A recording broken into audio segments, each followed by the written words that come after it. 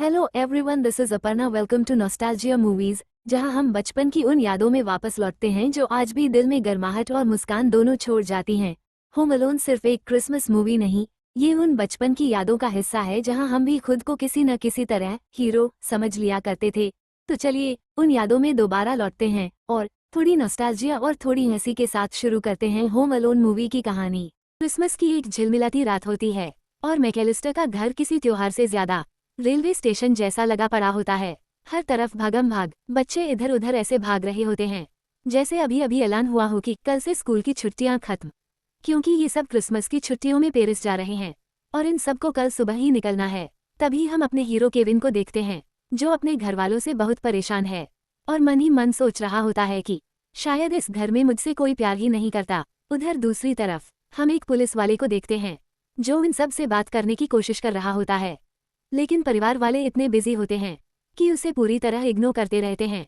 मतलब समझ रहे हो ना दोस्तों, ये फैमिली तो पुलिस वाले को भी इंसान नहीं समझती। वो पुलिस वाला केविन के पापा से बात करता है और बताता है कि वह सिक्योरिटी चेक के लिए आया है। पूछ रहा होता है कि आप लोग कितने दिनों के लिए जा रहे हैं, कब निकलेंगे, कौन कौन जा रहा है, वगैरह वगैरह। इसी बीच केविन ध्यान देता है कि उस पुलिस वाले का एक दांत चमक रहा है। और दोस्तों, ये बात याद रखना, रात में केविन का कजिन बज केविन और बाकी कजिन्स को एक बूढ़े आदमी की डरावनी कहानी सुनाता है कि कैसे उस ओल्ड मैन ने अपनी पूरी फैमिली को मार डाला था और पुलिस को आज तक किसी की भी बॉडी नहीं मिली। इतना सुनकर केविन बहुत डर जाता है।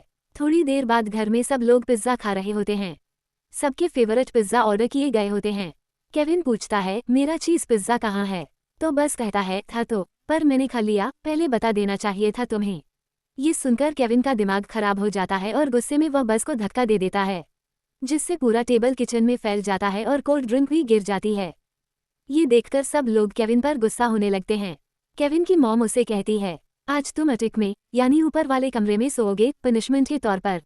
केविन गुस्से में कहता है, आप सब बहुत बुरे हो, कोई मुझसे प्यार नहीं करता, काश आप सब गायब हो जाओ, सुबह उठूं तो कोई भी न हो। और फिर वह रोते हुए सोने चला जाता है। रात में तेज आंधी आती है और बिजली का कनेक्शन कट जाता है, जिससे सारे अलार्म बंद हो जाते हैं। सब लोग सुबह देर से उठते हैं और फ्लाइट के लिए लेट हो जाते हैं।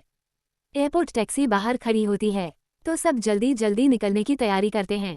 घर में एक कजिन को सबको काउंट करने के लिए कहा जाता है। उसी समय पड़ोस का एक बच्चा भी आ जाता है और गलती से उसे केविन समझकर गिन लिया जाता है।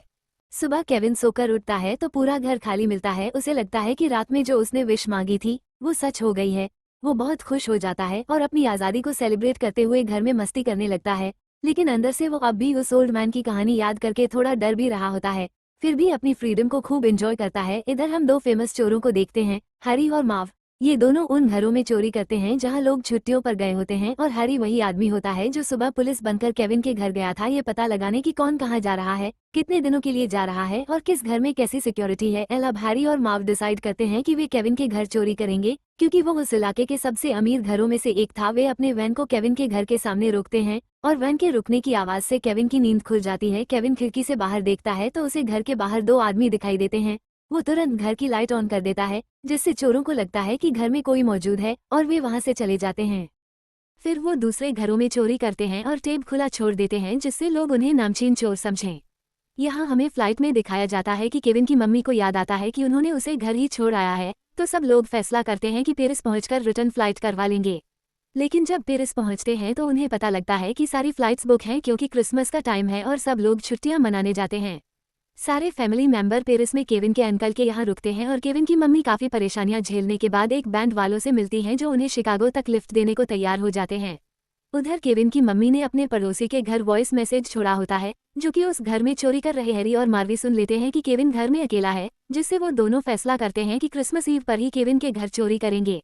अब केविन बाहर शॉपिंग के लिए जाता है, जहां वो उन चोरों की वैन देख लेता है, जिससे वो समझ जाता है कि ये लोग फिर चोरी करने आएंगे। तब वो चोरों से बचकर चर्च के पास छुप जाता है और चर्च के अंदर जाता है। वहां उसे वही ओल्ड मैन मिलते हैं जिनकी कहानी सुनकर बज ने केविन को डराया था। अब केविन उन्हें देखकर बहुत डर रहा होता है, पर वो ओल्ड मैन केविन के पास आकर क्रिसमस विश करते हैं और केविन से बात करते हैं। वो कहते हैं, मेरे बारे में बहुत सारी अफवाहें फैली हुई हैं इस एरिया में, लेकिन वो सब झूठी हैं। आप सामने देख रहे हो जो रेड हेयर वाली लड़की है, वो मेरी पोती है। मेरे बेटे से मेरी लड़ाई हो गई थी जो अब मेरे साथ नहीं रहता, पर मैं अपनी पोती को देखने यहाँ हमेशा आ जाता हूँ। तब केविन बोलता है, आपको अपने बेटे से बात करनी चाहिए, क्या पता वो आपसे बात करने का इंतजार कर रहा हो। किसी को तो पहला कदम लेना होगा, आप ही ले लीजिए। अब केविन बहुत सारी शॉपिंग करता है चोरों से बचने के लिए। तब मॉल वाली लेडी पूछती है, तुम क्या अकेले शॉपिंग करने आए हो? तो केविन बोलता है, मिस, मैं इतना छोटा बच्चा हूँ, अकेले कैसे आ सकता हूँ? मेरी मम्मी कार में है। फिर वो लेडी पूछती है, पापा कहाँ हैं? तो केविन बोलता है, सिटी से बाहर गए हैं काम से। फिर वो लेडी पूछती है, घर कहाँ है तुम्हारा? तो केविन बोलता है, आपको नहीं बता सकता, आप स्ट्रेंजर हो। गाइज, ये सीन मेरा फेवरेट है।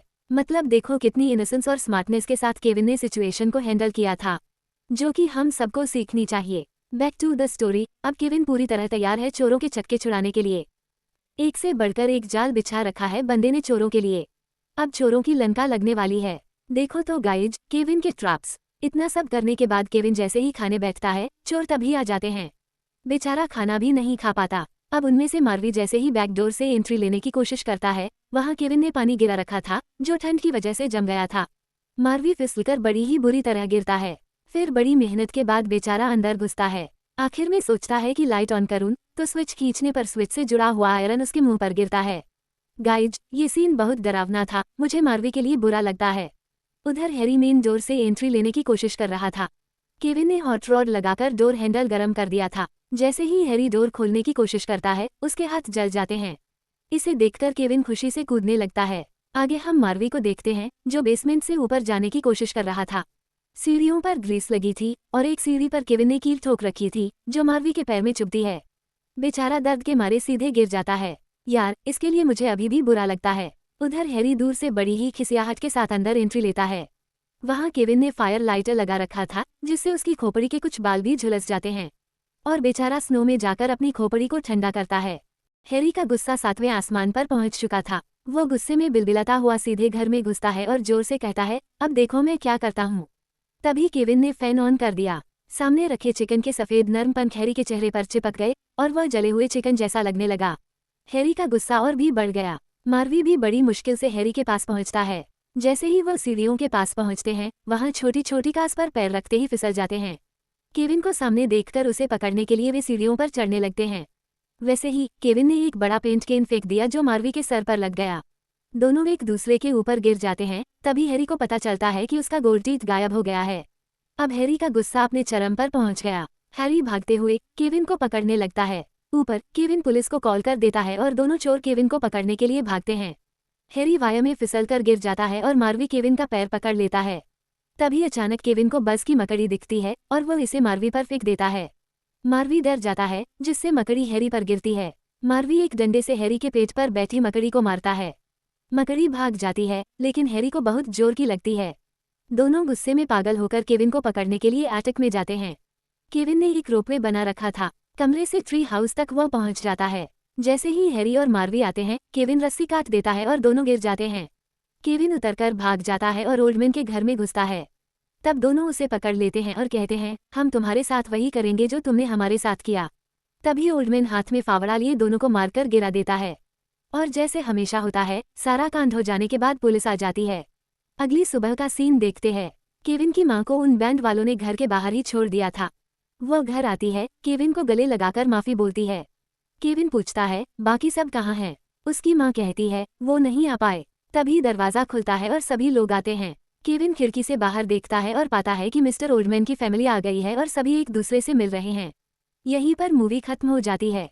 Thank you for watching guys. If you like this video, please subscribe my channel for more updates.